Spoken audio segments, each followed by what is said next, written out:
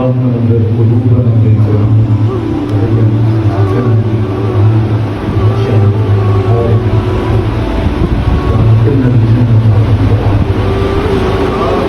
قال الله تعالى في الكلام المجيد والقرآن المجيد في شأن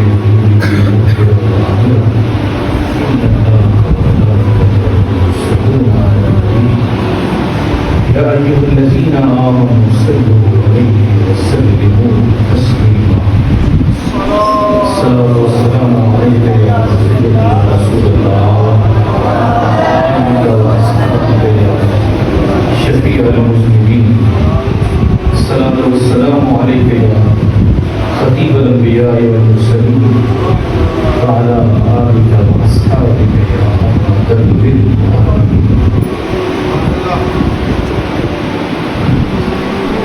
اس نے زخموں کو اٹھایا اور صحرا کر دیا. اس نے قطروں کو ملایا اور دریا کر دیا. کس کی حکمت نے یتیموں کو کیا در یتیم.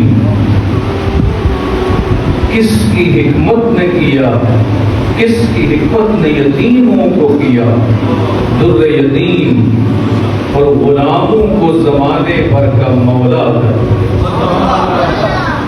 کہہ دیا لا تقنطوا اختر کسی نے کان میں اور سر کو اور دل کو سر بسر محو تمنا کر دیا. آدمیت کا غرض سامان مہیا کر دیا. ایک عرب نے آدمیت کا بول بالا کر دیا. ایک عرب نے آدمی کا بول بالا.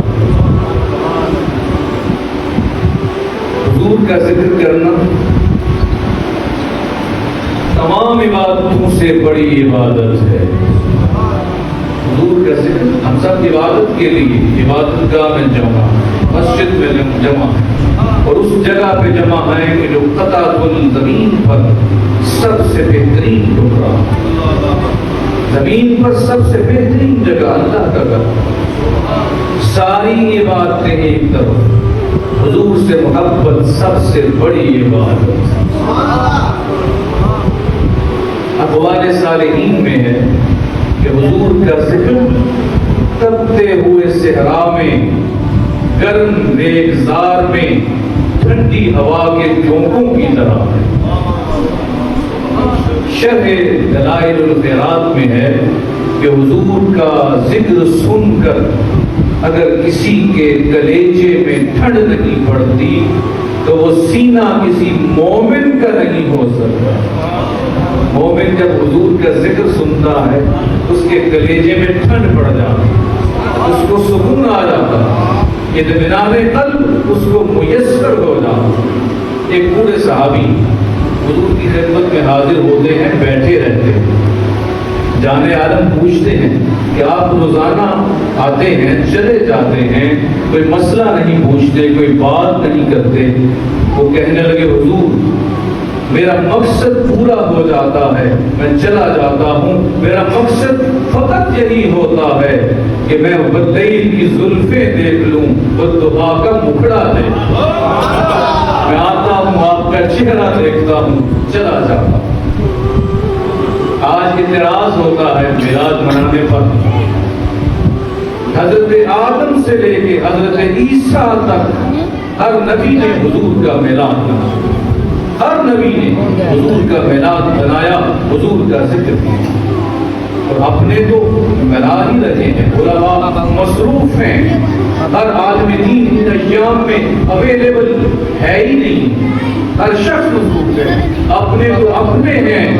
بیگانوں نے جب سیرت مصطفیٰ لکھی, یہ بیگانوں کی بات, میرا موضوع آج یہی ہے اغیار حضور کے بارے میں کیا کہتے ہیں. الفضل ما شہدت بہ الاعداء, فضیلت وہی ہوا کرتی ہے جو بیگانے مان جائیں, جو وہ بھی مانے جو آپ کو نہیں مانتے. حضور کو نہ ماننے والے غیر مسلم اگر ہم قرآن سے حوالہ دیں گے تو مسلمان مانے گا, مومن مانے گا, غیر مسلم نہیں مانے گا.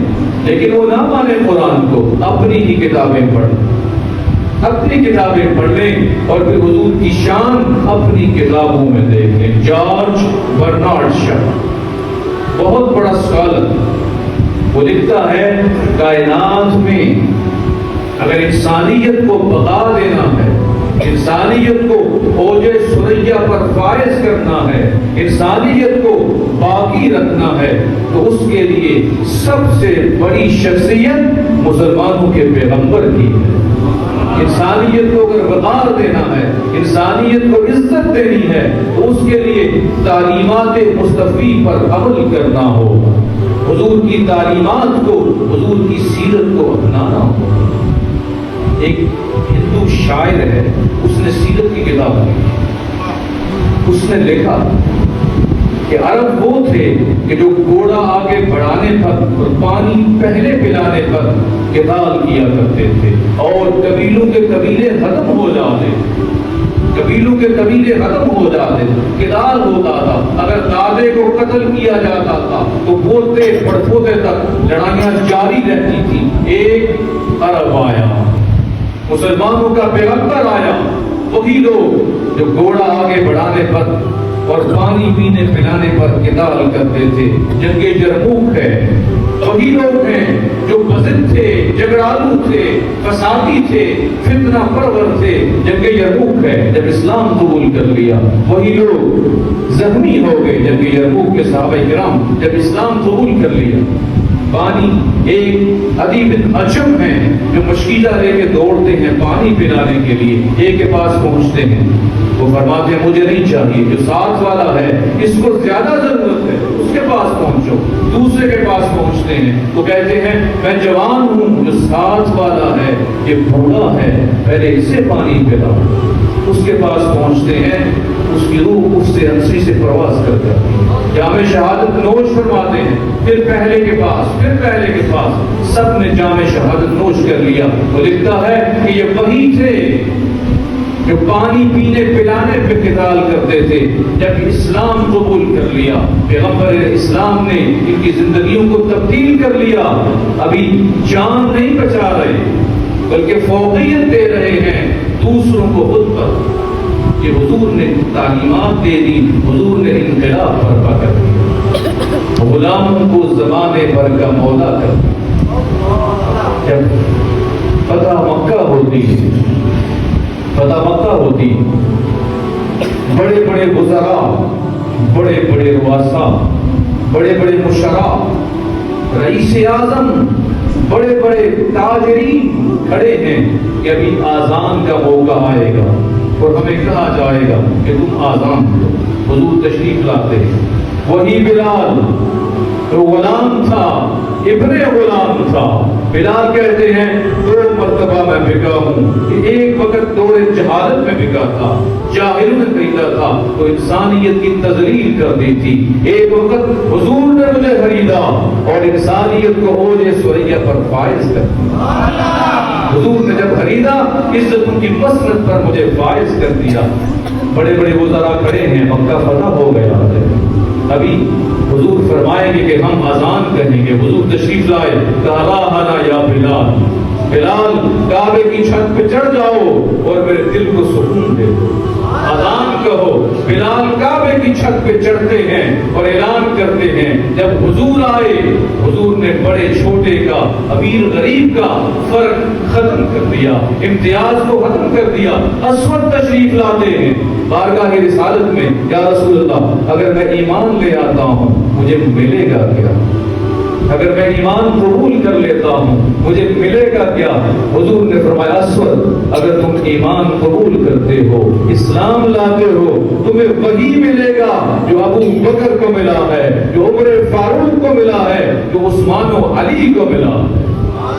اور اگر تم مسجد میں پہلے آ جاؤ گے وہ بعد میں آئیں گے، وہ پیچھے کھڑے ہوں گے، اگلی صف میں تم کھڑے ہو. تو یہ وہی بلال ہیں جو غلام تھے، جن کی تذلیل کی جاتی تھی. جب یہ مدینہ تشریف لاتے ہیں حضور کے وصال کے بعد،